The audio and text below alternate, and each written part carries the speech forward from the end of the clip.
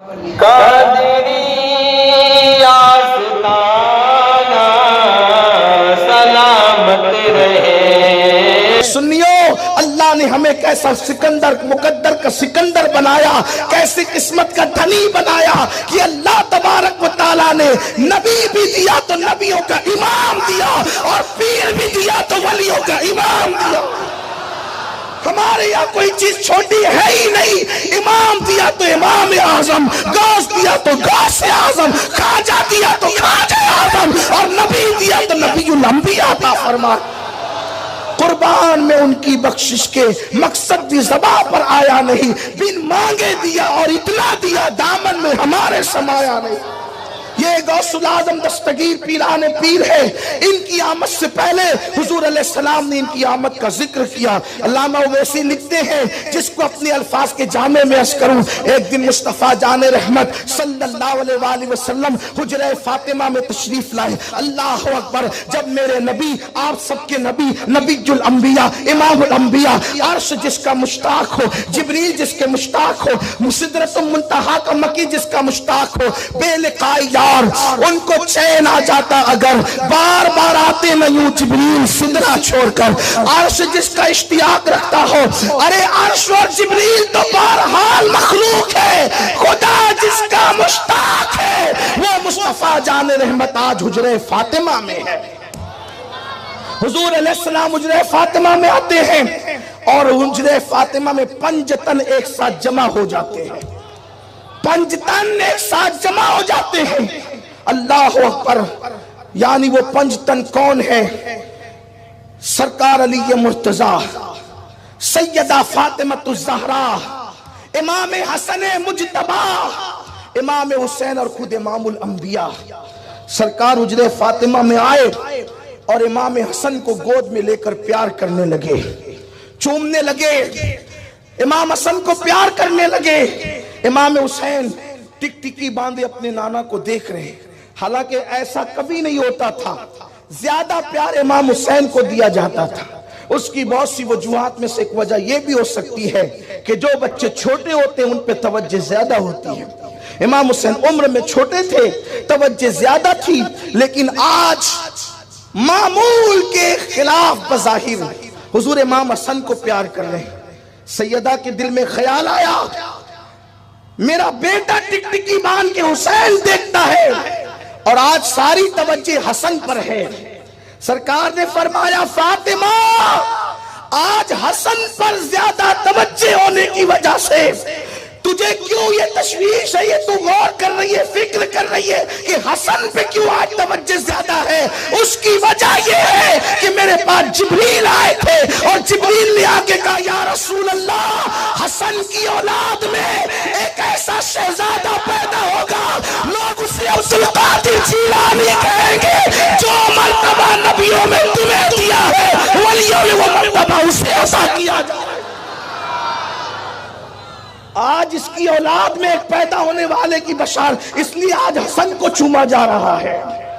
آج حسن کو چوما تو روز ہی جاتا ہے، زیادہ توجہ آج حسن پر اس لیے ہے کہ حسن کا لال ایک ایسا پیدا ہوگا جو میرے دین کو زندہ کر دے گا۔ انور شاہ کشمیری نے بخاری شریف کی شرح میں ایک حدیث لکھی ہے کہ اللہ کے رسول علیہ السلام نے فرمایا کہ 5ویں صدی ہجری میں میری امت پر ایک چکی چلے گی۔ اللہ کے رسول علیہ السلام کے فرمان کا مفہوم ہے، میری امت پر ایک چکی چلے گی۔ اس وقت امت سلامتی سے گزر گئی تو اللہ اس امت کو استقامت عطا فرمائے گا، اور 5ویں صدی میں امت پر چکی چلی، اور اس چلنے والی چکی میں بچانے کے لیے کسی کو اگر بنا کر بھیجا گیا تو شیخ عبد القادر جیلانی تھے، جنہوں نے امت کے قافلے کو سلامتی سے نکال دیا۔ اسی لیے ہر صدی میں آنے والوں کو مجدد کہتے ہیں، لیکن محی الدین کسی کو نہیں کہا جاتا۔ دین کی تجدید ایک الگ کارنامہ ہے، دین کو زندگی دینا ایک الگ کارنامہ۔ دین کی تجدید تو قیامت تک ہوتی رہے گی، لیکن دین کو جس نے زندگی دی وہ محی الدین عبد القادر جیلانی ہے۔ اپنے پیر، بڑے پیر کی شان کیا ہے؟ کیا شان ہے؟ سلطان باہو کہتے ہیں کہ جو غوث پاک کا مرید ہو جاتا ہے غوث پاک اس کو اپنی آستین میں رکھتے ہیں۔ قادریوں کیا شان ہے اپنے پیر کی، اور بڑی بات تو یہ ہے کہ اوروں کی شان مرید بیان کرتے ہیں، غوث پاک وہ ہے جس کی شان سب بیان کرتے ہیں۔ 90 لاکھ کو کلمہ پڑھانے والے معین الدین جب وہاں زبان کھولتے بارگاہ غوثیت میں تو یوں کہتے ہیں یا غوث معظم نور خدا۔ لوگ کہتے ہیں یہ کیا غوث غوث نکال رکھا ہے، غوث کہنا تو شرک ہے، غوث تو اللہ ہے۔ ان ملاؤں کو پتا ہونا چاہیے مولانا بھی تو اللہ ہے، پھر آپ نے کتنے مولانا پیدا کر رکھے ہیں؟ یہ تو قرآن کہتا ہے انت مولانا فانصرنا علی القوم الکافرین، اللہ مولانا ہے، قرآن کہتا ہے۔ تو اللہ مولانا ہے تو ملا مولانا ہوا تو شرک ہوا کہ نہیں ہوا؟ غوث کہنے پہ شرک ہوا تو مولانا کہنے پہ شرک نہ ہوا؟ لیکن تمہیں مولانا تو ہضم ہو گیا، ہزاروں مولانا، ایک غوث ہضم نہیں ہوتا؟ غوث کہنا شرک ہے۔ ارے جس نے 90 لاکھ کو کلمہ پڑھایا وہ بھی عبدالقادر جیلانی کو یا غوث کہتے ہیں۔ صرف غوث نہیں، یا غوث، غوث نہیں صرف یا غوث۔ کس شان سے؟ یا غوث معظم نور خدا۔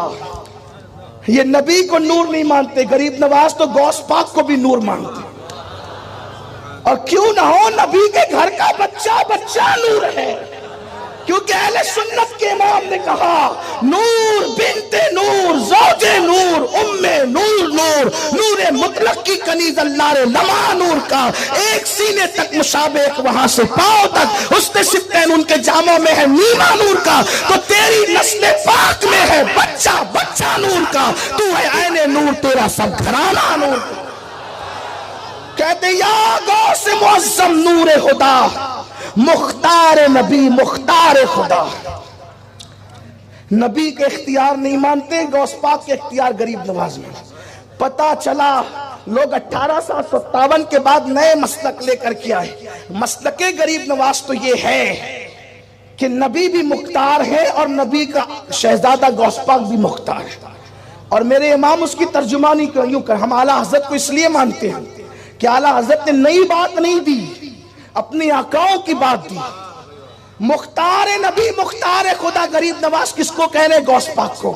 اور میرے امام اس کی ترجمانی کیسے کرتے؟ کہتے کیوں نہ قاسم ہو، کیوں نہ قاسم ہو کہ تو ابن ابو القاسم ہے، کیوں نہ قاسم ہو کہ تو ابن ابو القاسم ہے، کیوں نہ قادر ہو کہ مختار ہے بابا تیرا، کیوں نہ قادر ہو کہ مختار ہے بابا تیرا۔ اللہ اکبر۔ تو سرکار غریب نواز کہتے ہیں یا غوث معظم۔ پتا چلا یا غوث کا نعرہ ہندوستان میں سب سے پہلے غریب نواز نے لگایا۔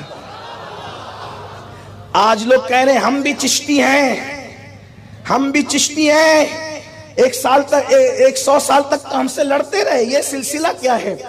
اور آج تم پہ بنائیے تو کہتے ہیں ہم بھی چشتی ہیں۔ ہم کہتے ہیں چشتی کسی ٹائٹل کا نام نہیں ہے، چشتیت عقیدے کا نام ہے۔ اگر تم بھی چشتی ہو تو جیسے غریب نواز نے یا غوث کہا تم بھی کہو۔ تم تو یا غوث کو شرک کہتے ہو، کیسے چشتی ہو؟ یا غوث کو شرک کہنے والا چشتی ہو ہی نہیں سکتا۔ چشتی تو وہ ہے جو سرکار غریب نواز کے مسلک پر، ان کے عقیدے پر، ان کی فکر پر، ان کے نظریات پر قائم ہے۔ کہتے یا غوث معظم نور خدا، مختار نبی مختار خدا، سلطان دو عالم، ایک عالم کا بادشاہ نہیں، سلطان دو عالم۔ ارے جب لاڈلا بیٹا دو عالم کا سلطان ہے، نانا کی شان کیا ہوگی؟ اسی لیے تو میرے امام نے کہا وہ کیا جانے گا فضل مرتضیٰ کو جو تیرے فضل سے آتی لے یا غوث۔ غوث پاک کی شان یہ سلطان دو عالم، سلطان دو عالم، قطب علا، حیراد جلالت ارض و سما۔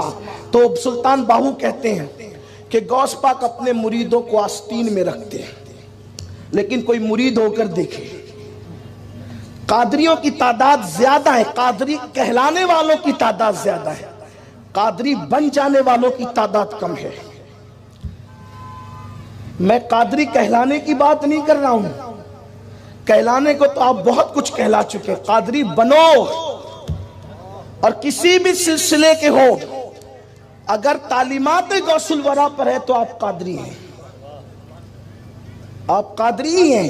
قادریت کا مطلب یہ نہیں کہ کسی کپڑا پکڑ کر آپ نے کہہ دیا کہ میں نے اپنا غوث اعظم کے ہاتھ میں دیا. اس کا نام قادریت. قادریت یہ دل سے چاہو غوث پاک کو, پھر کسی سلسلے میں وہ قادری ہو. محبت کرو, ان کی تعلیمات پر عمل کرو. ہاں یہ اور بات ہے کہ جو ان کے سلسلے میں مرید ہیں پھر سونے پر سہاگا ہے. لیکن قادریت سے کسی کو خارج نہیں کیا جا سکتا کہ چشتی قادری نہیں ہے, نقشبندی قادری نہیں, سروردی قادری نہیں. سب قادری ہے. کیوں؟ کیونکہ اہل سنت کا امام اس کا عقدہ بھی یوں حل کرتا ہے, مزرع چشت بخارا و عراق و اجمیر. مزرع چشت بخارا وہ عراق و اجمیر, کون کی قسط پہ برسا نہیں جھالا تیرا. یہ جتنی کھیتیاں ہیں اس سب پہ قادریت کی بارش ہوئی ہے, تبھی وہ سبزہ لائی ہے, بہاریں لائی ہے. اللہ اکبر. تو غوث پاک کے بارے میں سلطان باہو کہتے ہیں سنو قادری بنو, دنیا کے حالات بدل جائیں گے, قادری بنو.